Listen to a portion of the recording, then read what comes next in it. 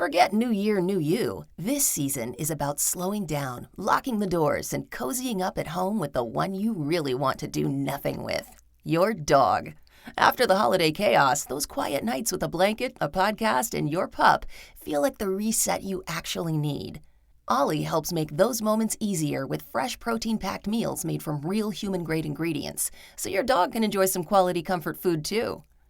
Choose from 5 recipes and get a personalized plan for your dog's needs. Meals arrive perfectly proportioned with a scoop and storage container, so serving is fast and mess-free.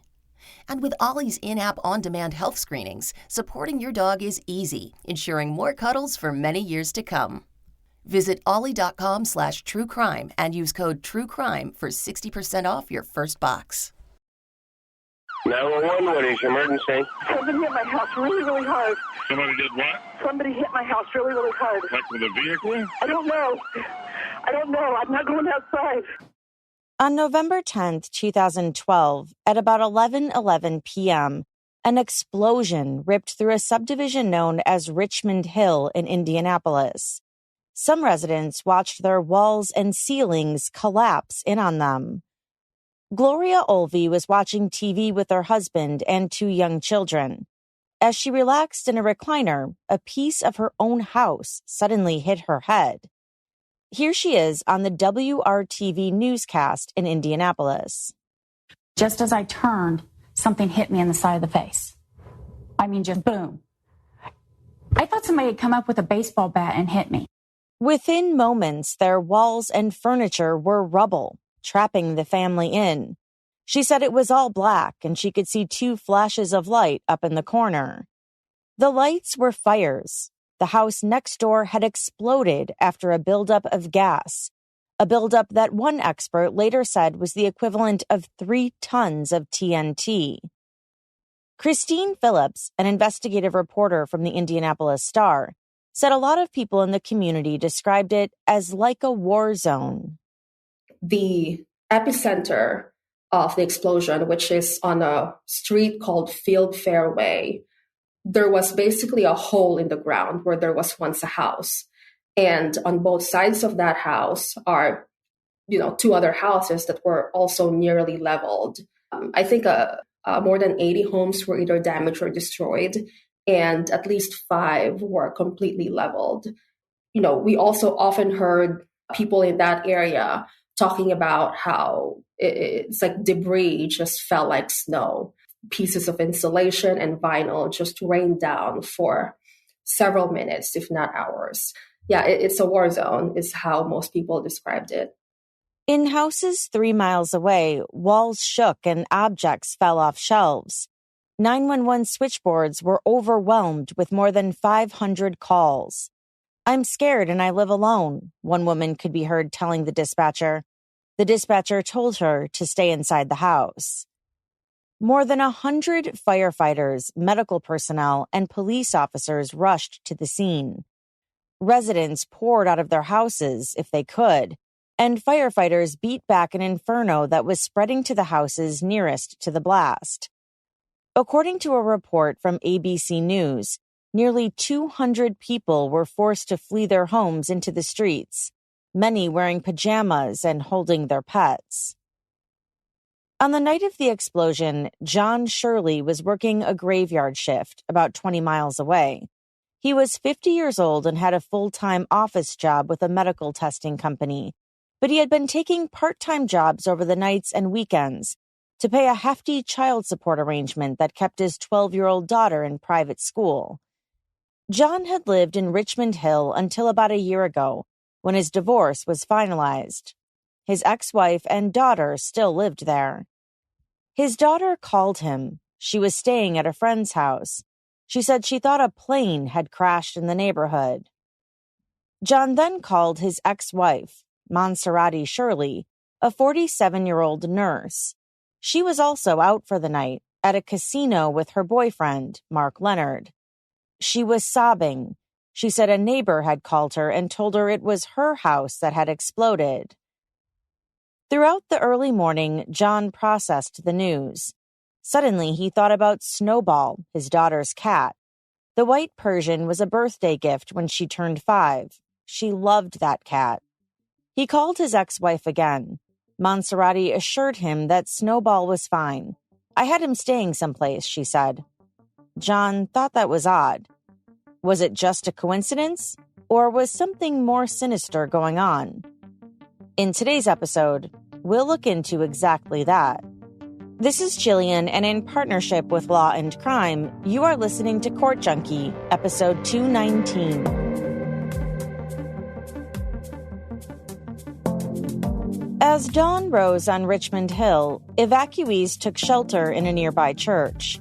Authorities from the Indianapolis Police and Fire Departments, plus the Federal Bureau of Alcohol, Tobacco, Firearms, and Explosives, combed through the wreckage.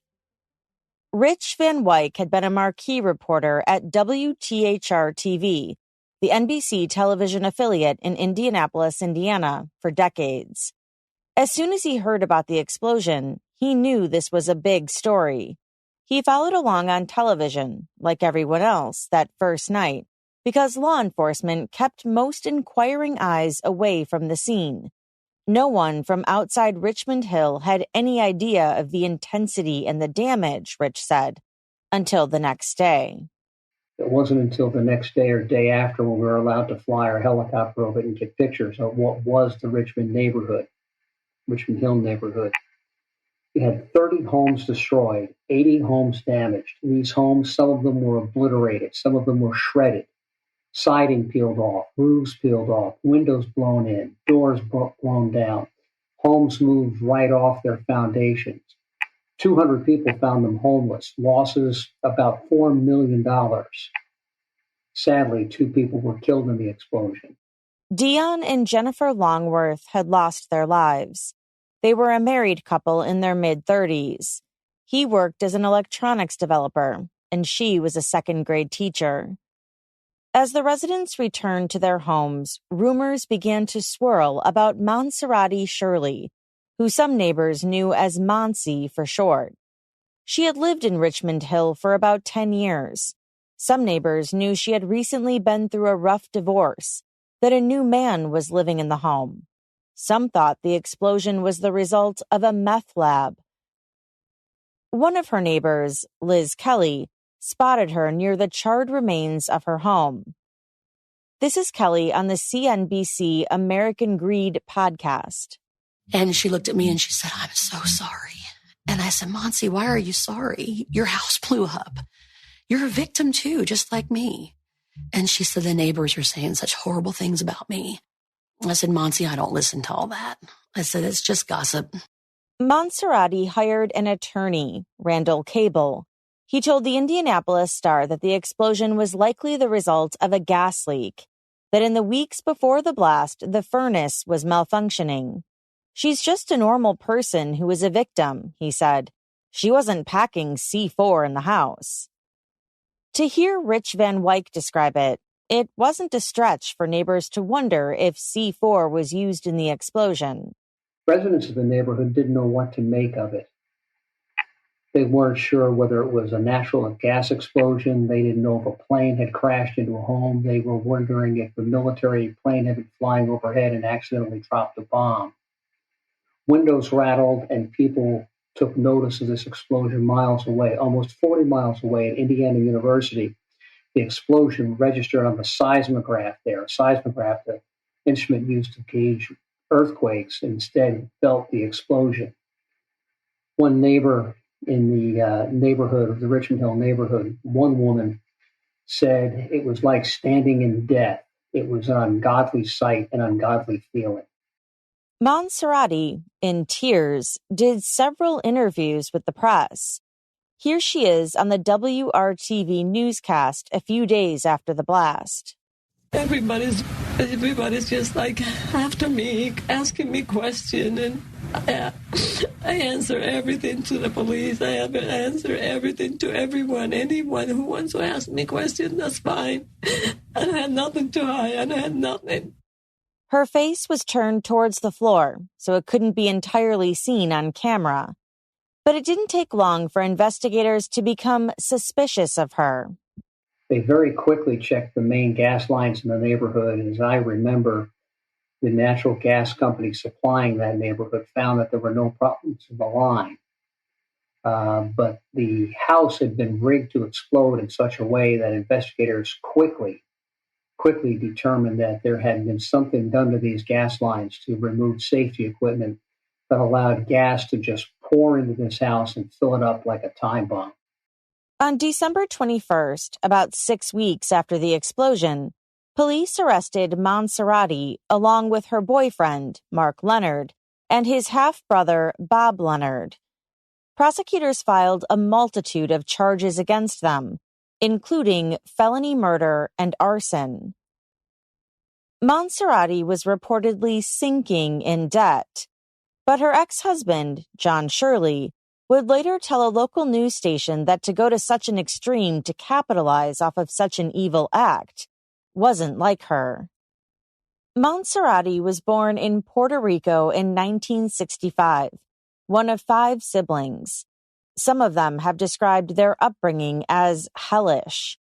Gusmerotti's sister would later testify that their father was violent, that he once beat a family dog to death in front of them. According to psychiatrists who would also later testify, Gusmerotti was then drawn to abusive men, starting with a brief, tumultuous first marriage in Puerto Rico. In 1991, at the age of 25, she migrated to the mainland with a brother and sister. She earned a nursing degree in Michigan, where she met John Shirley. The two married in 1993. He got a job at Eli Lilly, and they relocated to Indianapolis. She worked as a nurse at a veterans hospital and eventually moved to a facility called Community Hospital South. According to news reports, around 2003, Gusmerotti pressured John into buying a plot of land in Richmond Hill, a new subdivision where her sister had moved. He was reportedly hesitant because of the price, but they eventually had a home built for them. The Shirleys lived beyond their means. In 2007, they filed for bankruptcy, listing liabilities of $410,000 and assets of $316,000. A few years later, the marriage broke down. In February of 2011, John moved out of the house. Relations between the two further deteriorated. Also that month, Gusmerotti was arrested on assault charges over an altercation with John's new girlfriend at the Richmond Hill home. The charges were dropped. In August, she stopped responding to his calls. In anger, he sent some derogatory texts to her. She obtained a protective order. On July 1st, 2015, Gusmerotti entered a courthouse in South Bend, Indiana, dressed in yellow prison scrubs. She was testifying against Mark Leonard, her now former boyfriend. Here's Kristine Phillips from the Indianapolis Star again. Right off the bat, the prosecutors and the police investigators portrayed this as a story of greed, of desperation for money and debt. So the plan really is not that complicated. The plan is to, according to prosecutors, to destroy the house to collect insurance money, to cash in on insurance money. Gusmerotti told the jury how she and Mark first met. It was a Friday night. She went out with a friend, Mary, to a local bar. He was tall with neatly cropped bleach blonde hair and tight jeans. He was standing near the bar while she was ordering. She recalled, "He kept staring at me. We moved to the end of the bar near where he was. He introduced himself. About 10 minutes later, Mary said she had to go, and I was in good hands." Mark drove her home that night, and he was still there when John Shirley dropped off their daughter the next morning. Mark Leonard, then 42, was a construction manager who bought damaged cars and fixed them up for sale on the side. He also had quite a record, dating back almost 20 years. Mark Leonard was a career criminal, or he had a criminal history dating back to the mid-1990s. He had been charged and convicted of intimidation, stalking, other drug charges, and most notably, Investigators at the time said that he had a long history of scamming people. Monserrati may have never taken part in such a deadly insurance scam had she never locked eyes with Mark Leonard. This is Rich Van Wyk again. Both of them were somewhat characters. Monserrati Shirley had money problems. She had been in and out of bankruptcy. She had 2 mortgages on the house. She owed twice as much on that house that it was actually worth on the open market.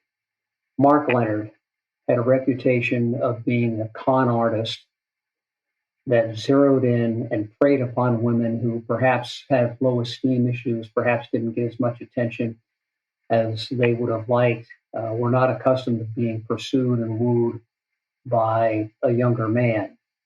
He had a history of doing that, seducing these women, and then when they trust him, borrowed money from them with the intent of paying it back, of which he never paid it back. Joanne, who was also a nurse, met Mark Leonard on a dating website and was smitten. Here she is on CNBC's American Greed podcast.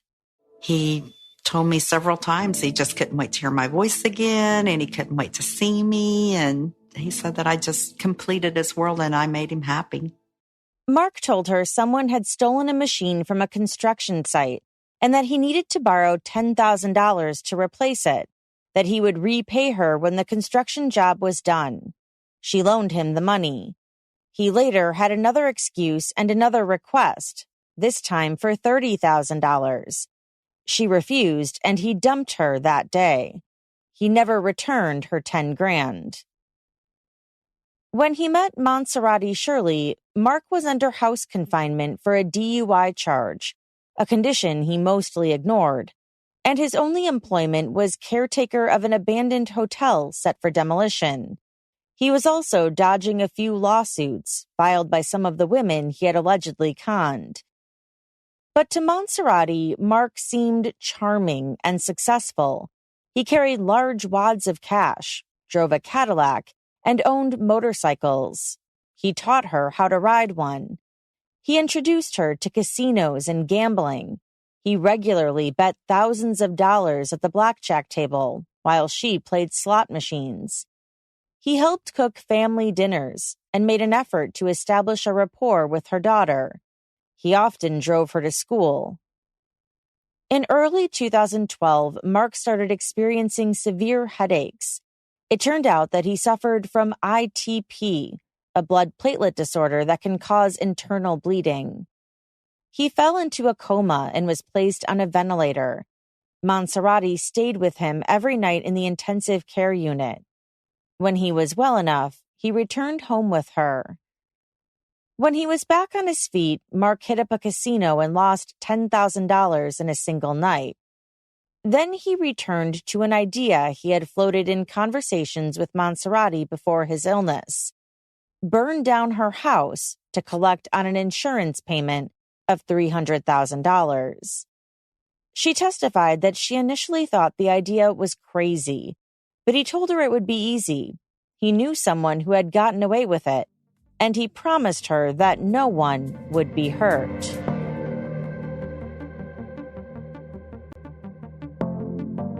According to Monserrati Shirley's testimony at trial, in July of 2012, Mark Leonard invited her and her daughter to spend the day at the home of his friend, Glenn Haltz.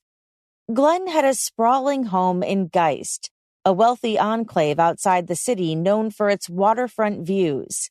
He had a horse farm, and his girlfriend and her teenage daughters kept Monserrati's daughter entertained with their horses. Mark, Monserrati, and Glenn sat around the pool, drinking beers. Mark turned to Glenn and said, "Tell Monsi how Gary set your house on fire." Gary was Gary Thompson, a construction laborer who had worked with Mark and Glenn. Mark had told Monserrati about some scheme where Gary had set a house fire for Glenn in order to collect on an insurance policy. No one was hurt, and they were never caught, Mark said. Glenn became uncomfortable.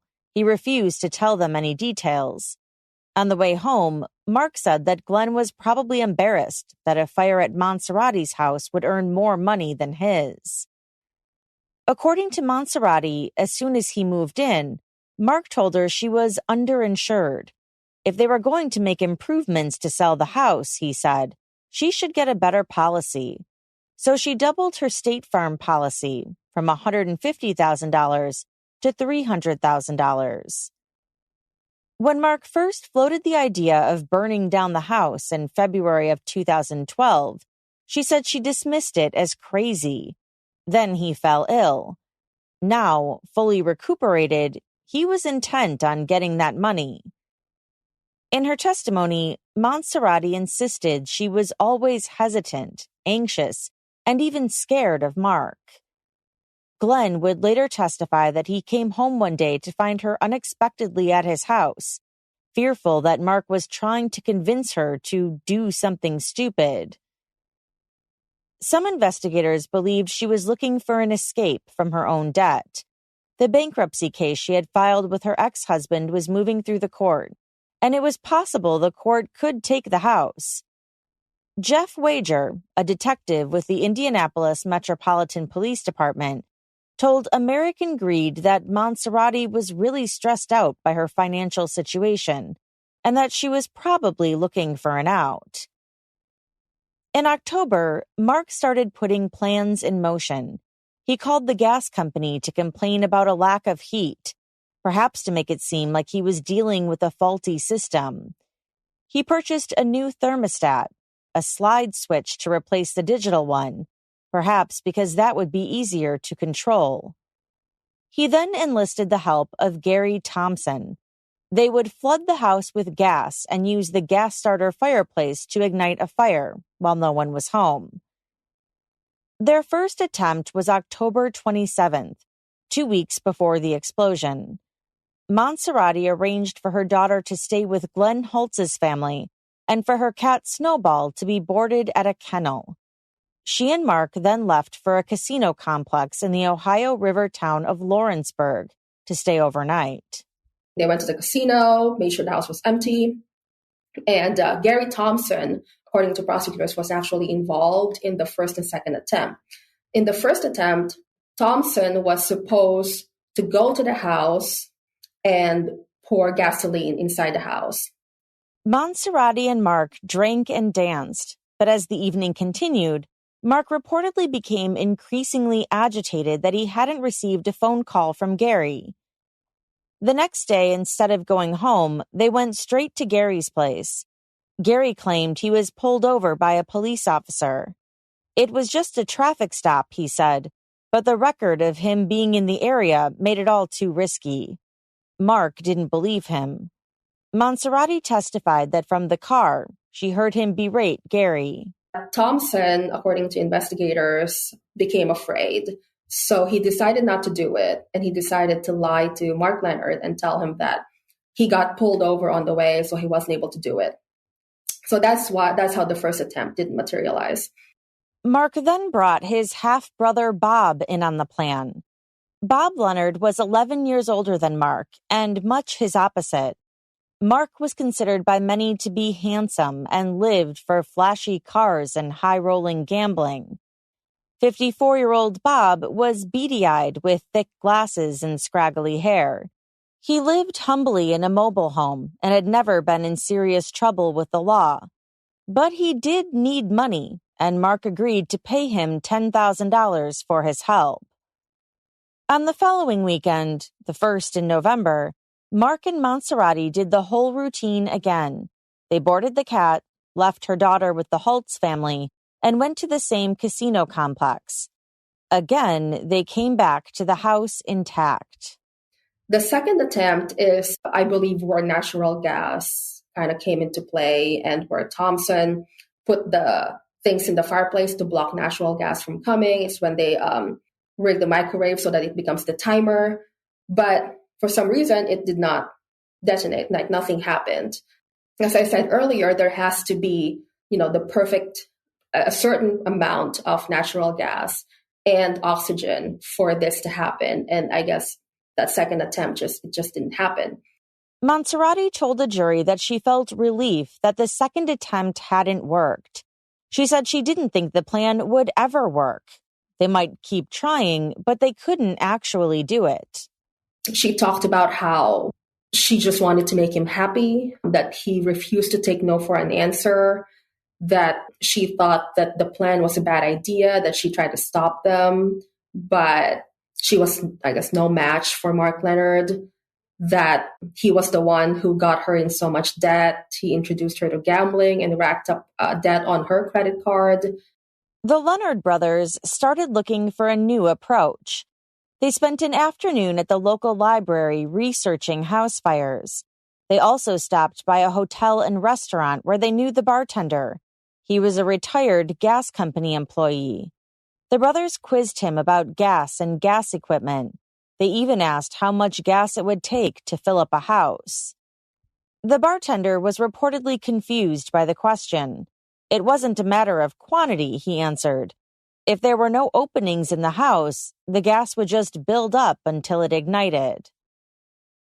On November 9th, they yanked out the house's natural gas regulator and replaced it with a simple straight pipe that would have let gas loose throughout the house.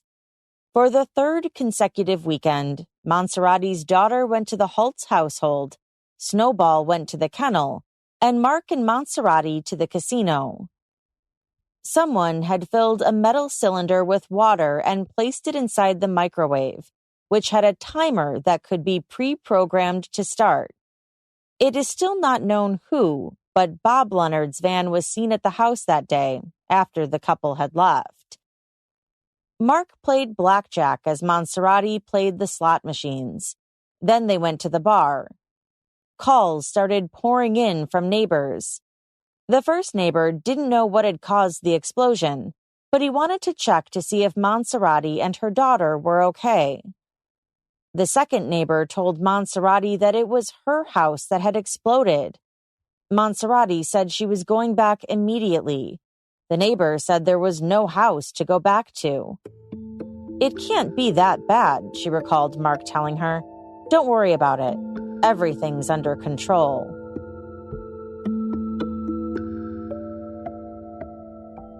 When investigators started combing through the rubble of Richmond Hill, they expected to find that the blast was an accident.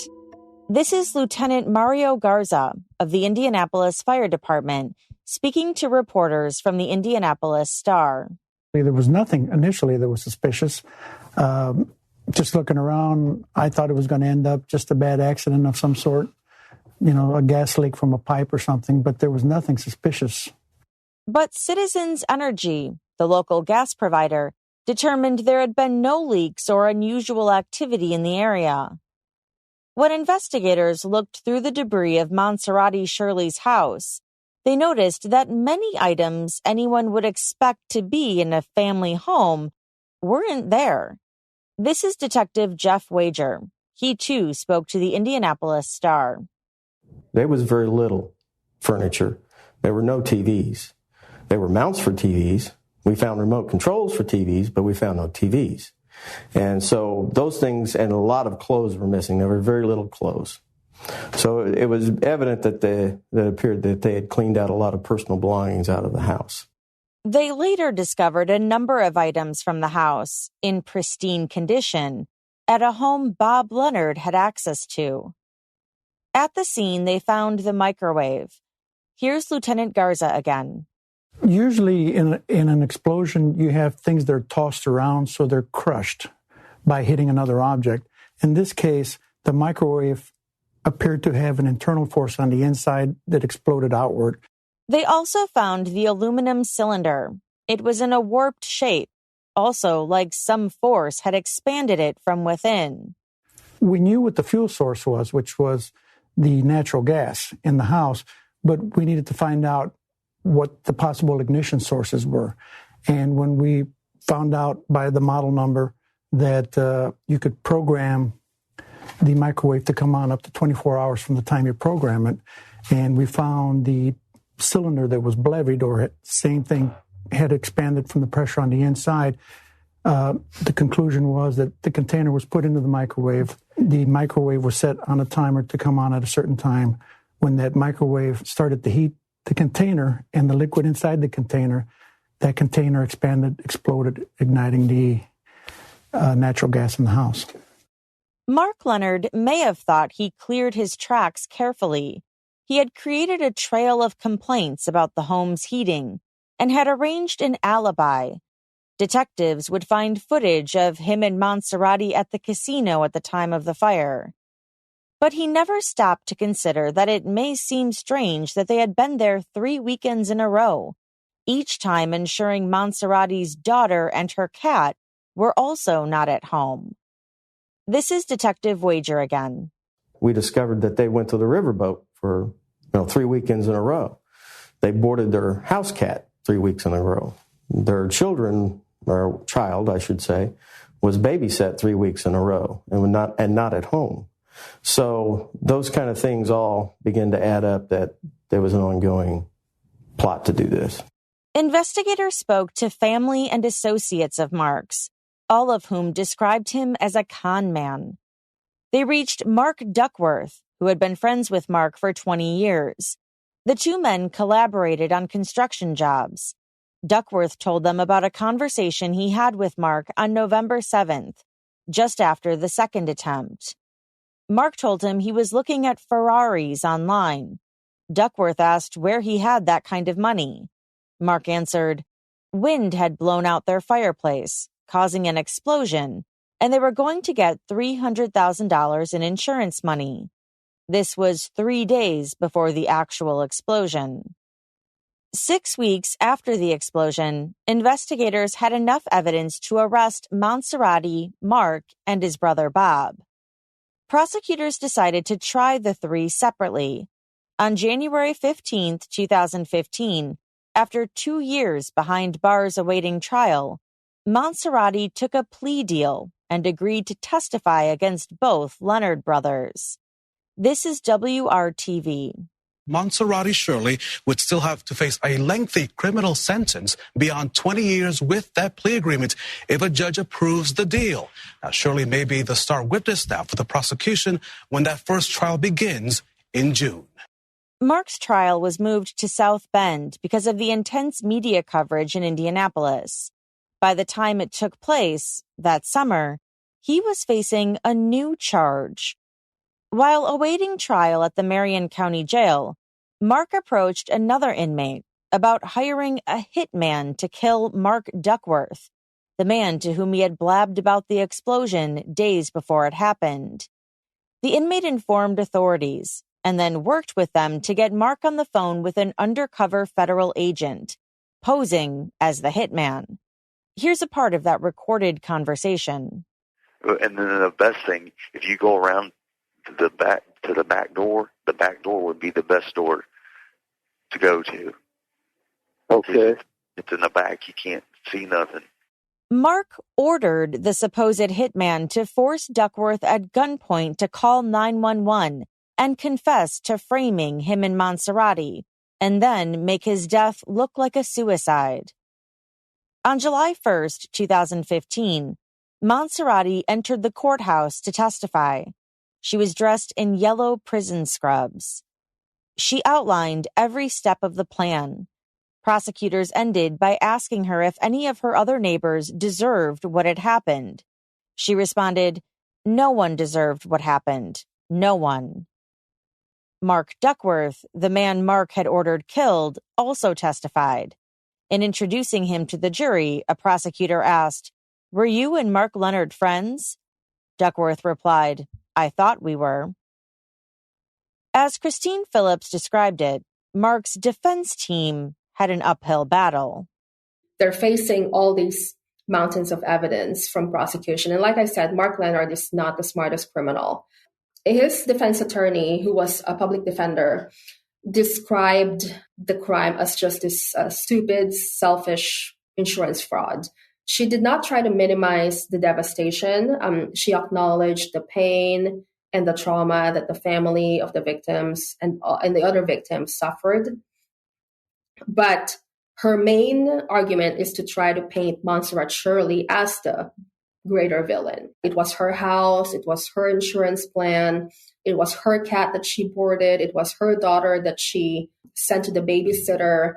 So for Shirley to say that she is not as culpable as Mark would be impossible, because for her to do all of those planning and precautions, she would have had to have known what they were planning to do the whole time.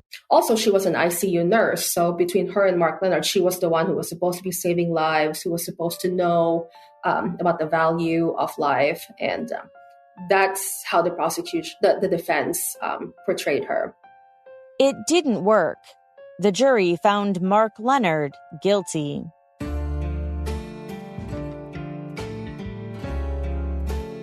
At her sentencing, Monserrate Shirley faced a crowd of her former neighbors.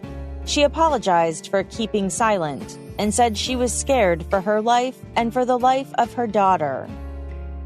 John Longworth, whose son Dion and daughter-in-law Jennifer were the two fatalities in the explosion, said he has reoccurring dreams where he enters a fire pit to save his son. Dion's mother said that at quiet moments, she hears the faint sounds of his screaming. In exchange for testifying against Mark and Bob Leonard, prosecutors dropped more than 50 charges against her, including the 2 murder charges. She pleaded guilty to 2 counts of conspiracy to commit arson.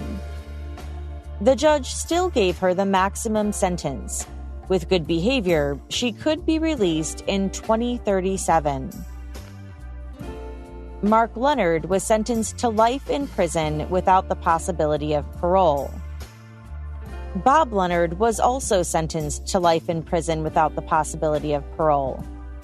Gary Thompson, the laborer Mark had initially hired, was sentenced to 20 years. Glenn Holtz, the friend who was aware of some of the planning, was sentenced to 18 months, on top of time served while awaiting trial, plus 6 months on a work release program. But as it would turn out, only Glenn would spend less time in prison than Mark. On January 18, 2018, Mark died from complications due to his blood disorder. He was 48. In a phone interview with a CBS affiliate, his brother Bob said, "Good riddance," and eulogized his brother as a self-centered piece of crap. "I've only been in trouble twice in my life, and both times were his fault," he said. "I could care less that he's dead." Rich Van Wyk, the longtime WTHR reporter in Indianapolis, retired last year. Of all the stories he's covered in his 43-year career, he said this one keeps him up at night. He thinks back to a very specific part of Mark Leonard's trial. Probably one of the most emotional testimony I've ever had to endure. I mean, when you bring firefighters to tears in a courtroom, that tells you something. Jennifer and Dion Longworth lived right next to Monserrate. Their home absorbed the brunt of the blast. Jennifer was killed instantly by the force of the explosion. She was upstairs and in bed. Dion, however, was downstairs, and when the house collapsed, he found himself in the basement, trapped under tons of burning debris. Firefighters didn't at first hear his call, but then found him. They could hear him pleading for help. Dion was actually on the telephone with his home security company asking for help, asking for someone to help him. Firefighters got to the house. Everything is burning. They can see a small hole around the foundation and the debris. They can see him. They can put their hands through this hole. They can hold his hand. They can touch him. But they can't save him. They can't get him out of the fire after he's pleading for help. Some firefighters were reluctant to give up. One or more of them had to be pulled away from the burning, destroyed home before they themselves were hurt or perhaps killed. I mean, these are guys who live to save lives. And they had to walk away. They had to retreat. They couldn't save Dion's life. Hearing that heartbreaking testimony also affected Kristine Phillips. just thinking about being the parents of these two, if you're a parent and you have to bury your own child because of a senseless crime, I don't think it's something that you can really move on to. When I covered this trial, I was in my early mid-20s, so I was pretty young. I didn't have a full comprehension really of what it must be like to be traumatized like that, to have to bury your own child, to have to hear over and over again how your child died. Now on a more personal level, I'm a new mother. I can only imagine going through that kind of trauma. It was moments like that in court, hearing about firefighters who had to admit defeat in the most heartbreaking way, that emphasized to Rich how unnerving and upsetting and awful this case really was. And this is my opinion and my opinion only at looking at the destruction. You didn't appreciate the destruction until you walked through the neighborhoods, and home after home after home is just damaged, destroyed, flattened, torn apart, beat up. And so many people who immediately found themselves homeless. But this was a crime committed for greed. That was the pure motivating factor of this crime. Had it been committed for political or ideological reasons, it might have been declared an act of national terrorism. The community of Richmond Hill might never be the same. It's taken the Richmond Hill neighborhood a decade to rebuild itself. Some people were tormented by physical and psychological issues. They couldn't move back to their house. They didn't want to stay in the neighborhood. They sold and got out. Others rebuilt better houses than they had. Some were happy to get back what they had. They reinvested in the neighborhood and stayed in the neighborhood. There's 3 lots that are still empty. The lot where Jennifer and Dion Longmore's home stood is still empty. Right next door to it, the property that had been Maserati Shirley's before it was taken over by the bank, that lot is empty, and only one other lot is still empty. One person I spoke with said, "This is not something you get over with. You learn to live with." And that's what the neighborhood is doing. It's learning to live with it. And that's all for this episode. As always, I'd love to know what you think about this case. You can let me know by joining the conversation on Instagram at CourtJunkie, by tweeting me at CourtJunkiePod, or by emailing me at podcast@CourtJunkie.com.